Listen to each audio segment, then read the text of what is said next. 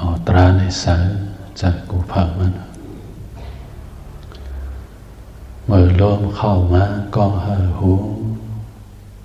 มือลมออกกว่าก็เห่อหูลมเข้ายาวแลสึงลมออกยาวแลสึงลมเข้าปอดแลสึงลมออกปอดแลสึงเฮามีลมตามหูอยู่ที่ลมเข้าลมออกตัวจับกับเพิ่มมัน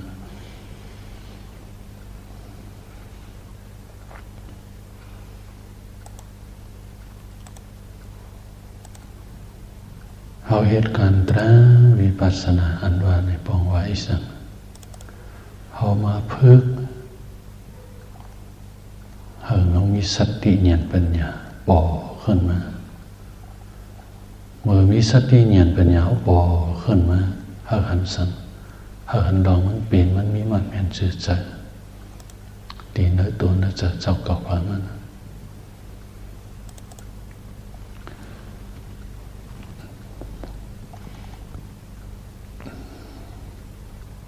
พระเป็นเจ้าสอนอีสาน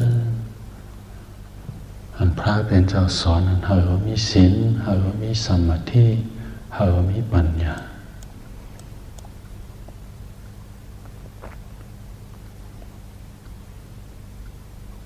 เฮามาฝึกเฮารู้จักหันมันแม่นจืดจัดตีเนื้อตัวเนื้อใจเฮาอย่าไปลืมนะ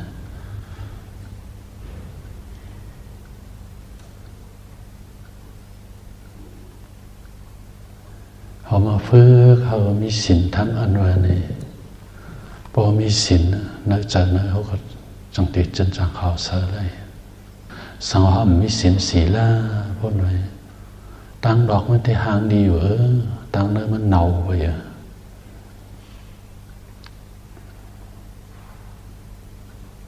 พอตั้งเนื้อมันเน่าอยู่ไปมันจังให้ดูทุกอันถึงบักโผล่เลยเพราะว่าปัญญาเขาเกิดขึ้นมาพุทธพอขึ้นมาก็เนี่ยเขาหันสภาวะธรรมสภาวะตราทั้งหลายกูเจอกูเบิ่งมันเบิ่งกันบ่ได้มีสภาพเปลี่ยนให้รู้เปลี่ยนให้รู้เบิ่งกันทั้งบ่ได้จากเขาเนี่ยเตรียมโปกับเมาจอมตังโลกกะหือกันเนี่ย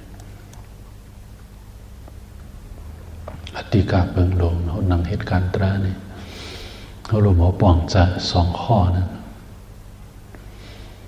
กามาสุขนิการนุโยกาเจมดังอัตตากิลมัฏฐานนุโยกาเนี่ย2 ข้อเนี่ยอันหนึ่งเจ้าก็ไหลจอมอายงห่างผางเสียงอายสะตั้งตุ้มเตือนเนี่ยตีโตขิงเขาไหลจอมมันไว้อยู่อันหนึ่งซ้ำเขาส่งกับข่มขีดเน็กเต็กมันไว้เหตุตัวจะลำบากเขานั้นเหตุการณ์ตราวิปัสสนาในมังปอด้วยหรอมันนักกึกอันว่านี่สัมพมันปืนปางอันว่านั้นมันกับพิษไว้อะเดี๋ยวพิษอีสังพอเจตสิกของอันนี้งั้นลัดมาบนกายะละหุตาจิตตะละหุตากายะมุตุตาจิตตะมุตุตานี่ตัวก็เมาใจก็เมาตัวก็อ้นอ่อนใจก็อ้นอ่อนพอไปเนินยาเส้นตาสายตั้งอันมันหมันเมียนเชื่อใจพอในหูจ้าขันถึงเนี่ยลองมันเปลี่ยนมันหัว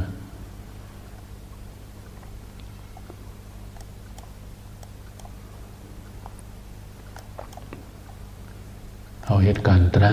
วิปัสสนาอันว่านี่เขาโลเนี่ยเขาพอหันถึงสภาวะตระลองมันเปลี่ยนมันมีมันเมียนจืดจักเสด็จย้อมหับเอาลองมันเปลี่ยนมันมีมันเมียนจืดจักนั่น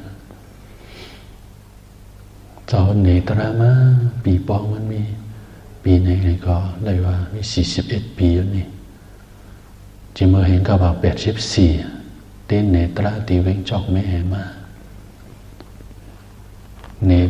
มาจำนักมึงจำหลอกมึงปีปองมี41 ปีข้าวทาง41 ปีนี่เลยหกทุกคนนั้นอันเจ้าฮ้อตราว่าจะเนี่ยอันจะเลยวาตีข้างก้อนนึงในก้อนนึงก็เพราะมันเป็นตรามันจืดใจ ใจของเขาใน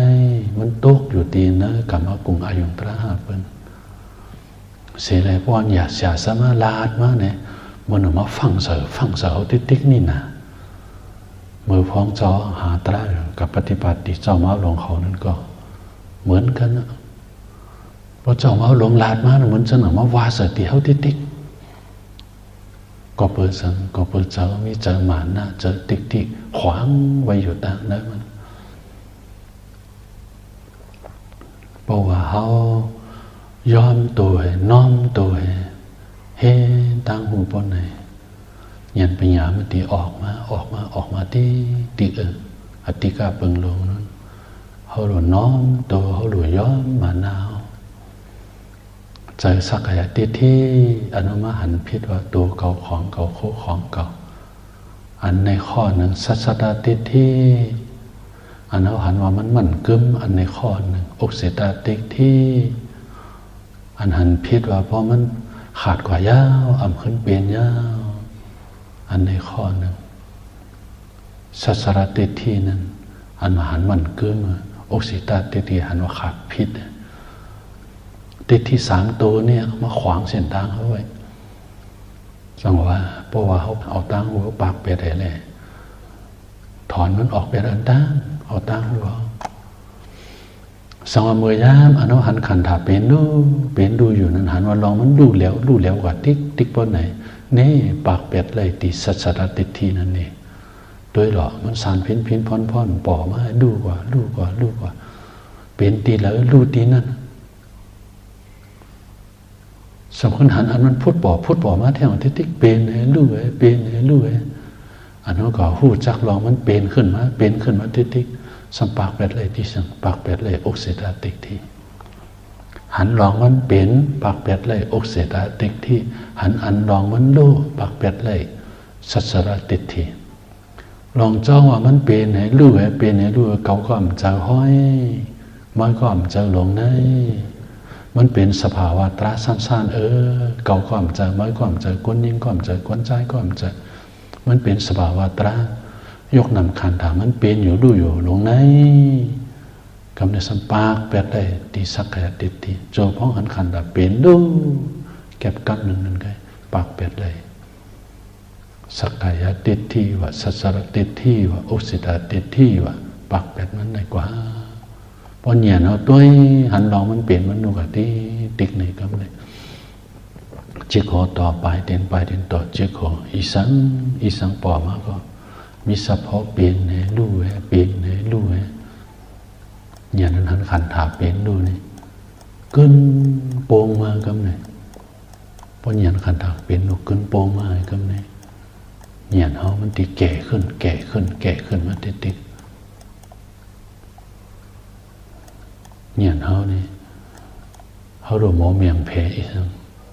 ตั้งหูสัญญาตั้งหูวิญญาณตั้งหูปัญญาไหน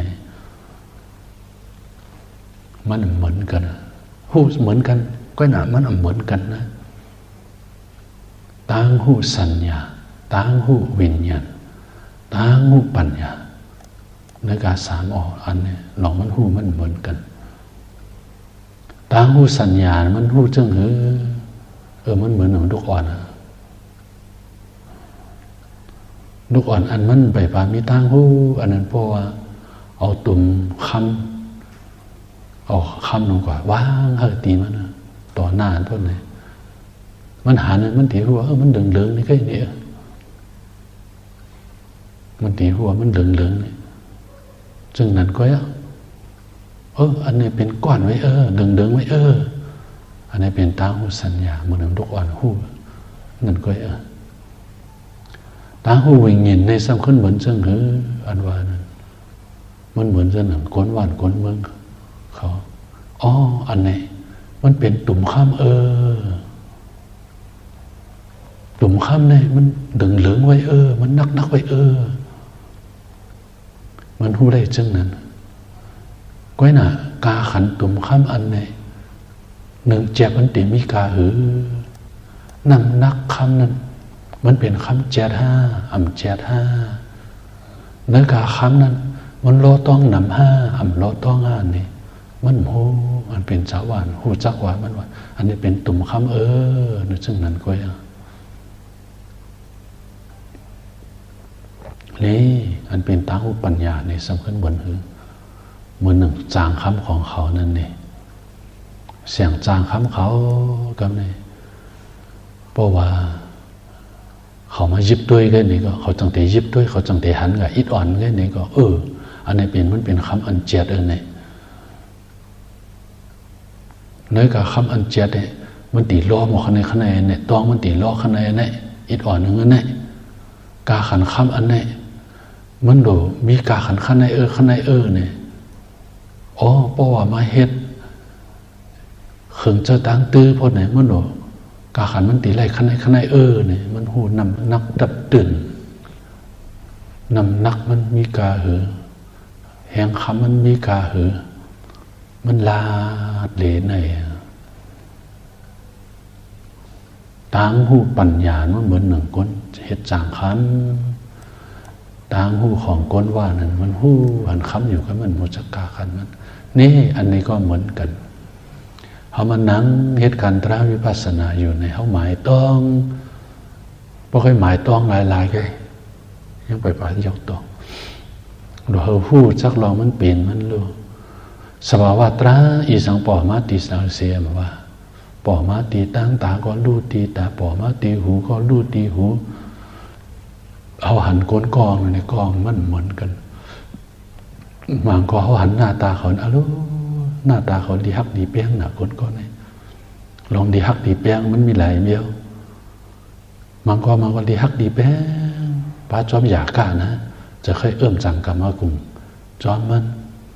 บางอันดีฮักดีแป้งเกี่ยวกับร้องเมตตาฮักแป้งของเขามันปึงกันนะเช่นนี้ก็คนมีปัญญามันติโมเมียงแผลอะไรอันนี้โดยกว่าที่ติ๊กจิกโหต่อไปตินต่อจิกโหหูจักลองมันเปลี่ยนมันดูอีสังปอมันนี่ก็หูจักลองมันเปลี่ยนมันดูโจพองต้อยเป็นโดยเนียนให้มันสูงขึ้นมาก็เลยพอเองเตรียวก็แก่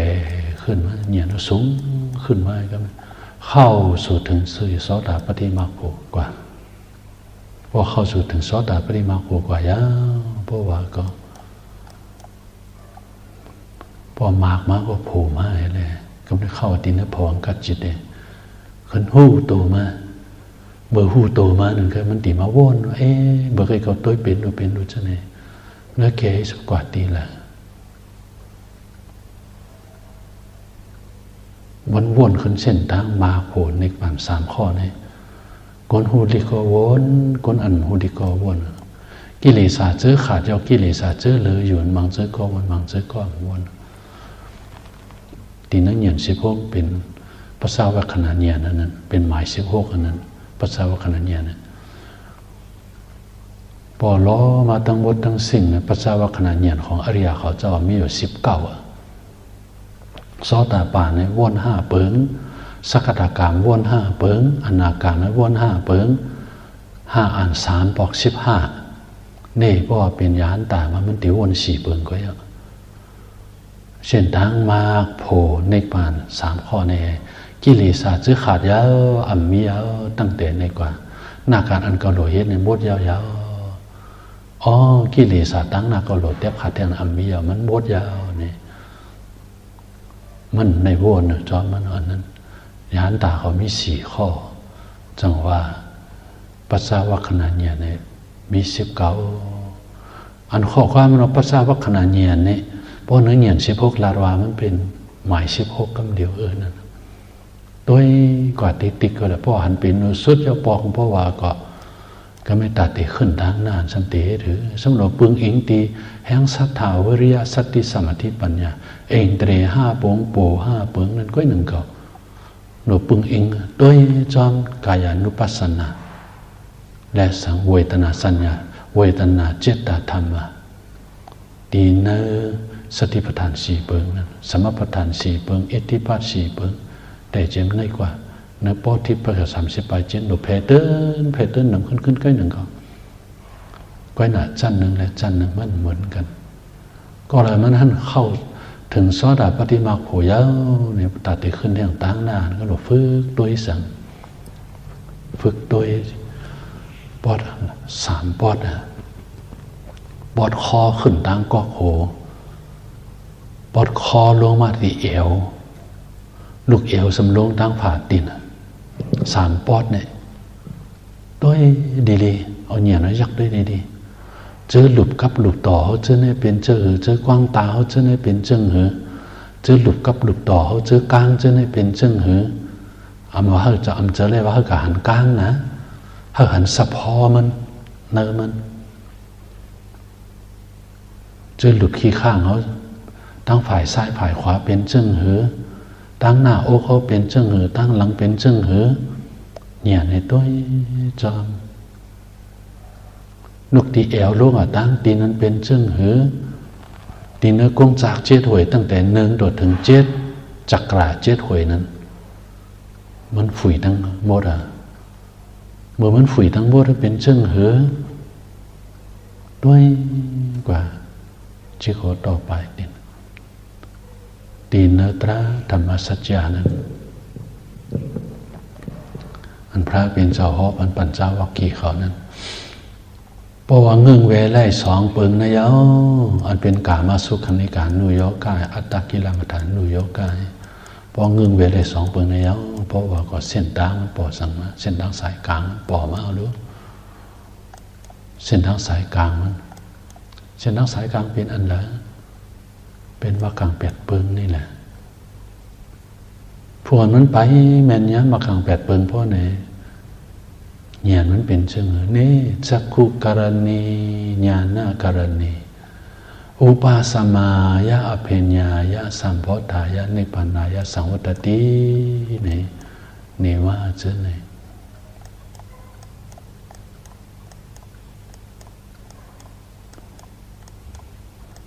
จักขุการณี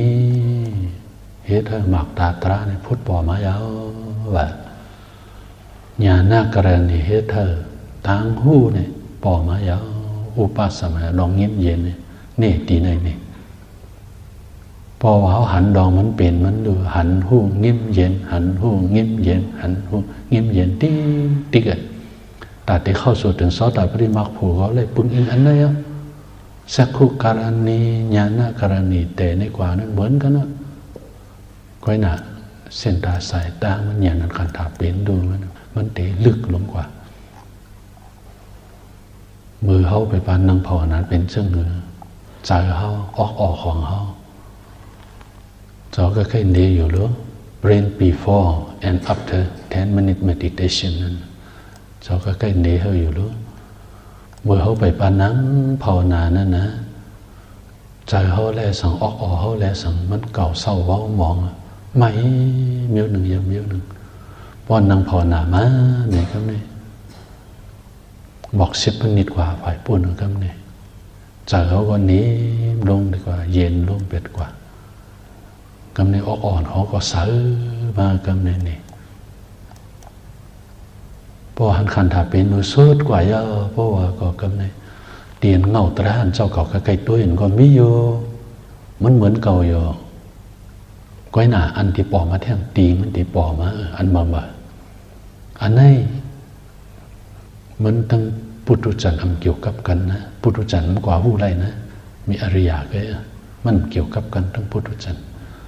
อันนั้นปอมาแท่งมาเนี่ยมันที่แจงแล้วดีเลยเสียอันเก่าเงาตราอันเขาหันนั่นกำนำน้ำเขาตีค่ายมาตั้งฝาตินนะเจอกูก็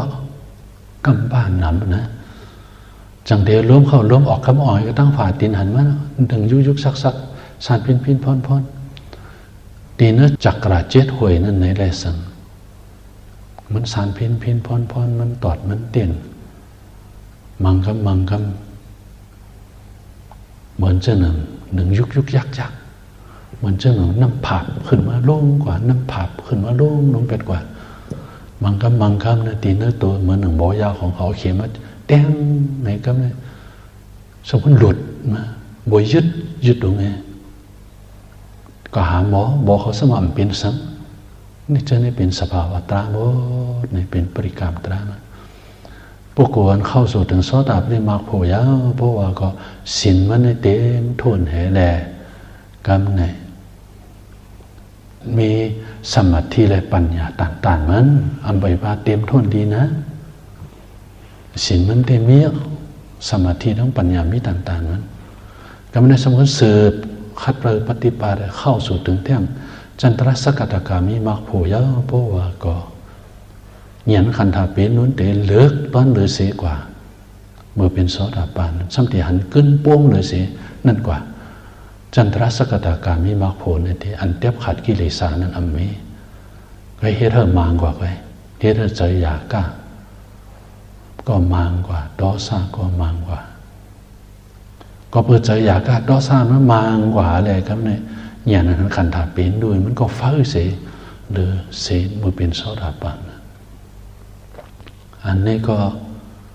ยังมีสมาธิปัญญาต่างๆมันก็มันต้นเลยสิโสดาบัน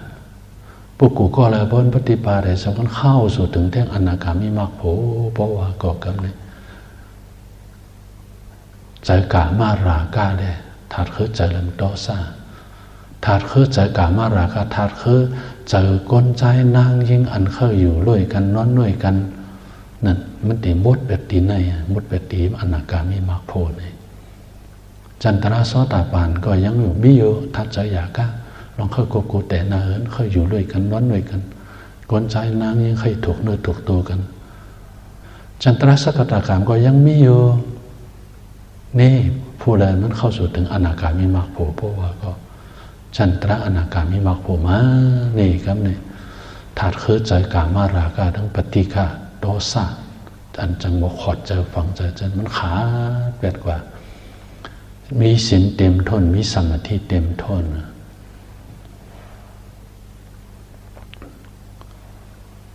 อริยาของเขาเจ้าในจันทระอนาคามเนี่ยโฮมาเมื่อย้ำอยู่จึงไหนเขาไปบ้านไล่สารวันนั้นเสียตาก็อยากมันเด็กหนึ่งเก็บหนึ่งกำกว่านั้นเสียตาก็อยากเพราะมือจำเดตายมากเนี่ยมันตื้นในปัดจำสารกว่าก็เมื่อจึงในอนาคามีมรรคโพนี่มันเห็นตายก็ย่อมันตื้นหลุดถึงตีนสุทธาวาสหพงนั้น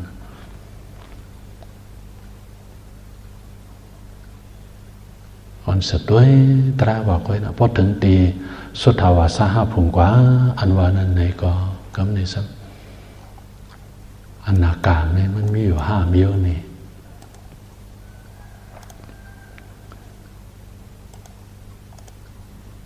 เมื่อเปลี่ยนโสดาบันนั้นได้เงียนหันขันธาเป็นนู่เป็นจึงหือ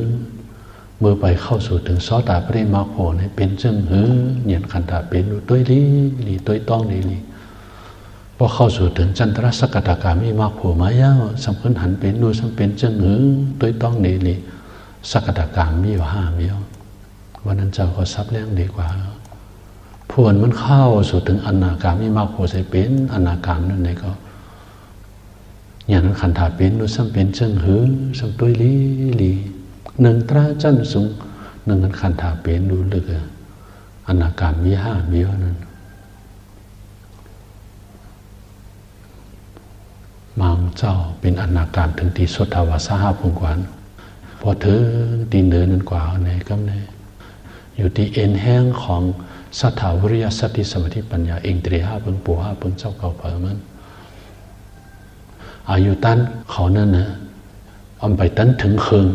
เขาพอเข้าสู่ถึงในอรตามรรคผลเสร็จเลยเข้าสู่ปรินิพพานกว่าอย่าง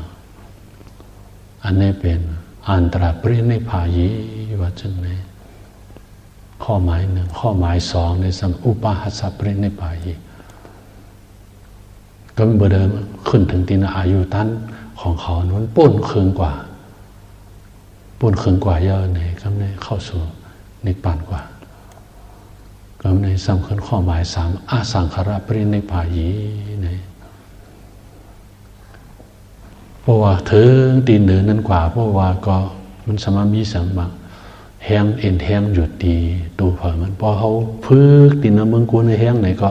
พอถึงเนินกว่าในอันตับหลุดเลยกว่าจะแห้งอีสังมันอสังขาระปรินิพพายีในอันตัวเลยจะแห้งก็หือนี่ มันก็ตีได้เข้าสู่นิพพานกันได้ง่ายนะ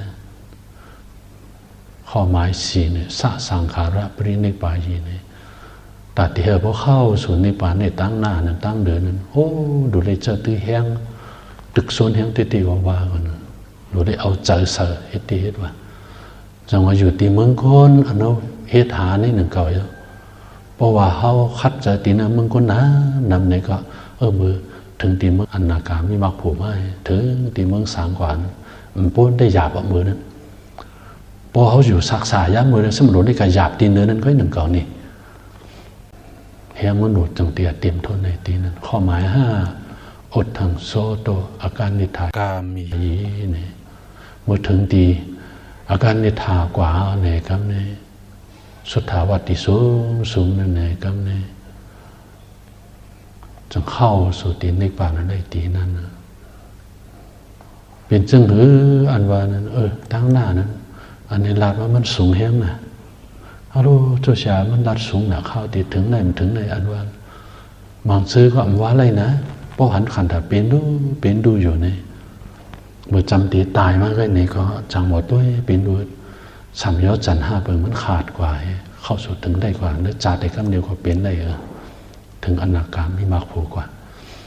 เมื่อหนึ่งเจ้ายาหันพักคุณานั้นมันจำอยู่ดีเป็นยอกาตั้งเป็นมาเหเมื่อจำตีหลอนมาเจ้านันตากว่าบ้างพระเป็นเจ้ามามิตาตราปัญหาเมื่อไปบ้านมิตาตราปัญหาฮัลโหลมันเจ้าครั้งหนาลองตุเข้าเวทนาแจ้งเฮียพระเจ้าเป็นเจ้ามิตาตราปัญหาเยาเสียปอกวายมือกว่าอำหึงหน้าเนี่ยมันเจ้าหลอนเปียดอ่ะเหมือนเจ้าหลอนกว่าหน้าตาใสกว่าหมดตัวตราหมดยักตราตายกว่าหลอนกว่าเจ้านันตาด้วยหันว่าในอะไรครับเนี่ยมันเจ้าเนี่ยอันเป็นเจ้าพระคุณนานดอนกว่ายาวในเจ้านันตากว่าไว้แล้วพระเป็นเจ้า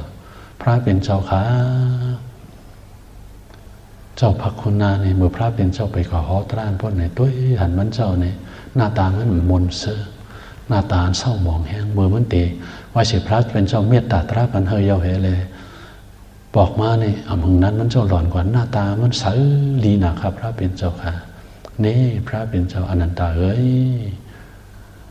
มันเจ้าเนี่ยในถ่อมตราเก่าพระกว่าเด้งสัมยอจันห้าเปลืองเนี่ยมันสิ่งกว่ายาวบดสิ่งกว่ายาวกำหนดสัมยอจันห้าเปลืองบดสิ่งกว่าอันวานั้นตั้งเตอร์นะสัมยอจันตั้งเตอร์เนี่ยมันขาดไปแล้วอันวานหมายถึงว่าเป็นอนาคามันนี่จังหวะพอตัวลองมันเป็นมันดูกว่าก็แล้วเบื่อจำตีตายมาเนี่ยจังบอกตีกุ้มจอยเงียนเป็นยาวเสียเลยตายก็ตายฮบก็ฮบทบมักโผจันนั้นเนี่ยจันนั้นเป็นอนาคาไม่สังกว่าอะไรนี่ก็จังหวะเงียนขันถาเป็นดูไหนมีการมีขันเต้อ่อนสืบด้วยกว่าติ๊กก็แหละมาเนาะเส้นทางมันตีนั้นปริกรรมตรานั้นกูจันหนึ่งเนี่ยจันหนึ่งมันเหมือนกันแต่ที่เข้าสู่ถึงซอตาปริมาภูเขาลองปริกรรมมันหนูห่างเห็นถึงห่างมันแต่ที่เข้าสู่ถึงจันทรสักการะมีมาภูเขาจันมันทั้งจันมันเอาหนูห่างเห็นทั้งห่างมันแต่ที่เข้าสู่ถึงจันสามหรือจันสี่อันว่าเจอนั้นปริกรรมตรามันจันหนึ่งเนี่ยจันหนึ่งมันเหมือนกันอ่อนสุดด้วยเป็นดูกับติ๊กก็แหละเป็นเชิงหือก็อย่างเส้นทางมันมาเนี่ยน้องมันดึงไว้ยุกยักสานเพี้ยนพรมันตอดมันเต้นมันโคมมันไกลมันเจ็บมันแสบอีสังป่อมาตีตัวเขาจะเขาดูย้อมครับเขาอย่าไปปลายมันนะอย่าไปปลายลองทั้งหวันเมียนนะมันโคมมันไกลมันนี่ครับมันเหน่เขานั่นมันเจ็บมันแสบป่อมาเขามันเหน่เขาหูตัวนั่นเขาตัวก็เปิดตัวก็ติ๊กตัวซ้อมตัวซ้อมใจมันคมมันใกล้แลสังมันตอดมันติ่นแลสังใจดีแลสังใจให้แลสังอีสังปอมาก็มีสะพอเปลี่ยนในลู่เหยียดในตัวจอมกับติ๊กภายหน้าเป็นลู่ภายหลังเหยียดจอมหูลู่แลหูกึกกันตีเจ้าหันในปั่นหันอันเลอเฮยักมักอันเลอเฮเอาผ้าเป็ดเขานุ่มอ่อนสุดด้วยตราเนื้อตัวนะเจ้าเก่าเผามันกว่าผวนเปิดปาตราติเปิดปาผู้นั้นอยู่ตราติเปิดปาผู้นั้นอยู่ เขายามมีกาขันเขายามมีกาขันเขายามมีกาขันอ่อนกันเจ้าเขายามเฮเป็นพรหนีเนื้อจัดปานผัวกูพามันอ่อนสุดด้วยตราเนื้อตัวเนื้อเจ้าเขาพามันกว่า